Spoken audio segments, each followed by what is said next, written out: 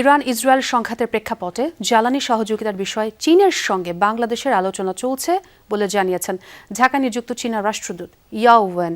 সকালে সচিবালয়ে অর্থমন্ত্রী আমির খুসরো মাহমুদ চৌধুরীর সঙ্গে বৈঠক শেষে তিনি জানান, নতুন সরকারের অগ্রাধিকারভুক্ত কয়েকটি প্রকল্প নিয়েও আলোচনা হয়েছে। অপটিক্যাল ব্রাইটেনার, কালার গার্ড এবং ডার্ট লক সমৃদ্ধ অ্যাডভান্স ফর্মুলায় এলো নতুন রে detergent powder.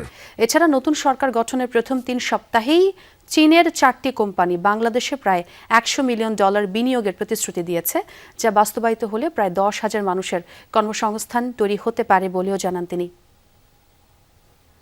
We can work together how to overcome these challenges. আজ মূলত অর্থনৈতিক সহযোগিতা নিয়ে আলোচনা হয়েছে। পাশাপাশি চীন ও বাংলাদেশের নতুন সরকারের মধ্যে সহযোগিতা বাড়ানোকে গুরুত্ব দেওয়া হয়েছে। মধ্যপ্রাচ্য পরিস্থিতির কারণে বর্তমানে অনেক দেশেই নানা ধরনের চ্যালেঞ্জের মুখে আছে, চীনও এর বাইরে নয়।